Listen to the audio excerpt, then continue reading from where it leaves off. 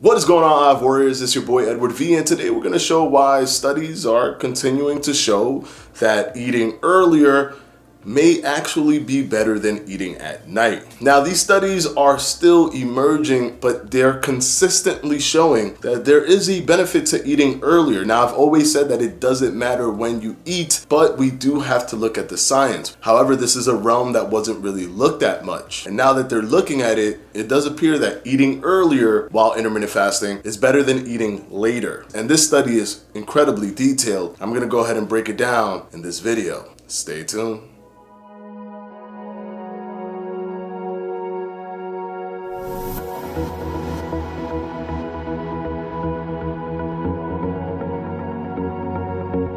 Okay, quickly before we start, this video is brought to you by The Coldest Water. It's one of the best water bottles that you can find because it lives up to its name. It stays cold for up to 36 hours, which is unprecedented. And studies have shown that although hot water is soothing, cold water is more palatable. So if you're trying to start a habit where you're drinking water and you want to have a water bottle with you, you want to make sure you have one that stays cold for an unprecedented amount of time. And that's the Coldest Water bottle. This one being one of my favorites, only $26.99, can fit in your cup holder. You can carry it around. It's very, very portable, but they have other selections. If you want a 1-gallon water bottle, for example, that can hold you down for the entire day. The link will be down in the description below, and use the promo code Fledge so that you can get 10% off your entire order. Now let's go ahead and jump right into the video. Now, this study was released in PLOS Biology in February 27th, and it looks at meal timing with early eating and late eating. Now, we've started to discover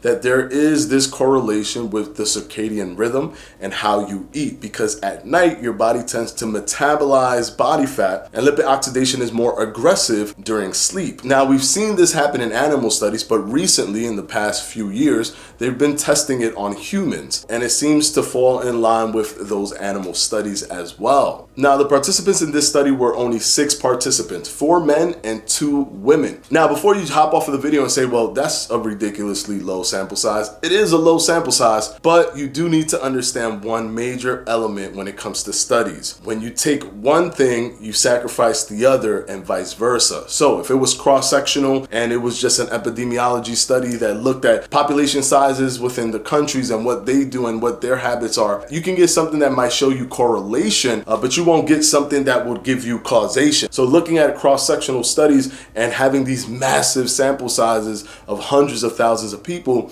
is great because you have a big sample size, but you're limited in how rigid it is and how detailed it is. Now, this study is using the fact that they have 6 people to the highest degree possible because they put all of the participants in a metabolic chamber. Now, if you don't know what a metabolic chamber is my favorite way to test anything in any type of study, because although it might be slightly harsh, they do sign the waivers to do this, they are stuck in that metabolic chamber until the study is over. And for this particular group, it was 56 hours. Now, what they did is they split them up into 2 groups. They had them go through the study, and they did another thing that I love. They did a crossover design. So they had group A, for example, eat earlier, and then group B eat later. Then they looked at what happened throughout the body, and then they swapped them out. Group B ate earlier and group A ate later. Now, the great thing of having someone in a respiratory chamber is you can see every single thing that they're doing. So you could completely reduce physical activity to make sure that doesn't create any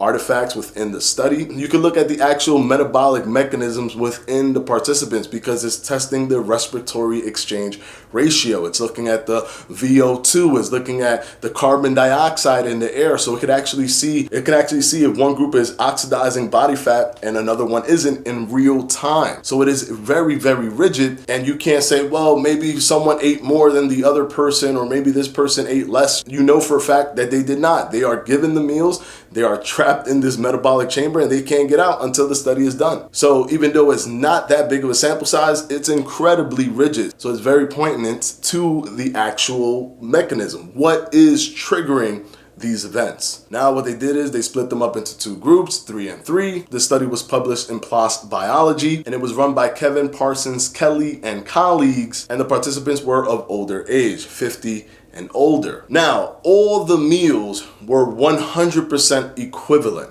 in nutritional value. All of them were 100% equivalent, and each person got their food within their caloric maintenance, and the nutrition within the food was exactly the same. If John was given the meal when he was in the morning session group, he was also given those meals when he was in the night session group. They also wanted to make sure that the duration of the fast was exactly the same. Now, it wasn't a long fast by any means. It was only about 14 hours. And the groups were broken up this way. So they had two groups called breakfast group and late night snack group. The breakfast group actually ate breakfast from 8 to around 9 in the morning. Lunch was then from 12:30 to about 1:30 p.m. and dinner was from about 5:45 to 6:15 p.m. That was the breakfast session group. Now, the late night snack group skipped the breakfast portion and ate the lunch, which was from 12:30 to about 1:30. They ate the dinner, which was from 5:45 to about 6:15, and they ate a late night snack, which was from 10 to about 11 o'clock. They did this to try to make sure that the participants had the exact same amount of fasting time frame when doing morning or night sessions. They randomized the setup, which gives the results even more power,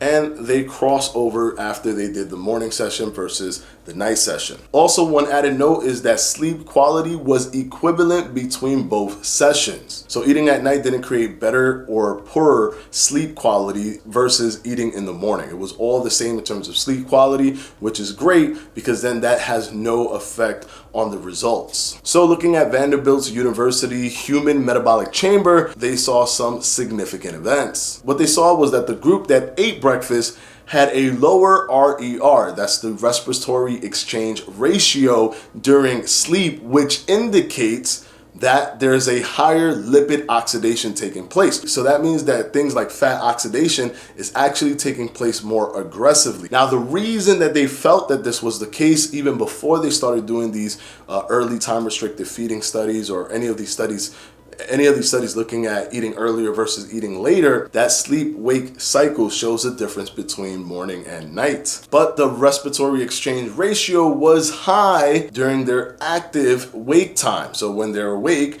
their RER is higher, but it's lower when they're sleeping. This is the opposite of the results that they saw with the late night snack eating. With them, they saw that the RER was high when they were sleeping, as the body did not do that switch over in a critical point where the metabolism breakdown is higher. Now, it's important to understand that energy expenditure was not different between both sessions. So eating breakfast in the morning versus eating the late night snack didn't increase calorie burn in the body. A lot of people think, well, if I'm not burning more calories, then what's the point? It's the calorie partitioning. That's the point. The internal mechanism of what your body's actually selecting to burn is super important. 20 calories is 20 calories, but would you prefer to burn 20 calories of body fat or 20 calories of muscle, or 20 calories of glycogen or 20 calories of body fat? That's the reason why calorie partitioning is important. Although you may not lose more calories, you may not be burning more calories, and your weight reduction might be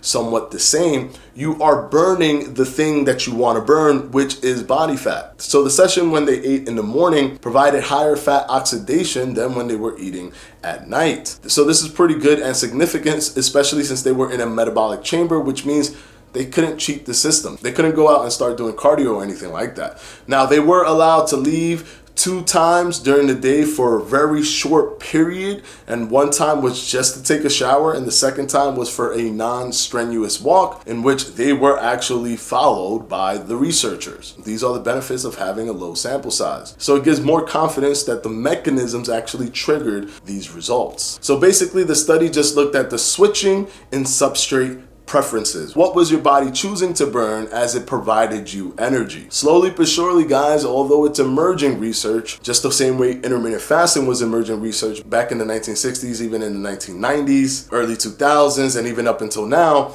we are now starting to see that there is a mechanism with early time restricted feeding that might be more beneficial than just eating at night and doing intermittent fasting. Now, we know that there are elements that are beneficial within intermittent fasting itself, but you might actually be more optimal if you're eating earlier rather than later. But remember, earlier doesn't mean eat everything before it hits 12. The group is eating all the way down till about 8 o'clock, till 9 o'clock. Based on the studies that have come out, I would say the safest number is up until 2 or 3 o'clock in the afternoon. You have that window. All the entire morning up until about 3 or even 4 o'clock, you have that entire window where you can construct your intermittent fasting protocol in which you break your fast within that window and you close your eating time within that window. And then you can benefit from this early time restricted feeding that flows within the circadian rhythm. So I hope this video has helped you guys. As these studies continue to come out, I will continue to cover them. And of course, I will have the link to the study, the full study, no purchase necessary, will be linked down in the description below for you to take a look at it for yourself. And as always, guys, I'm going to go ahead and put my patrons for my Patreon right up here.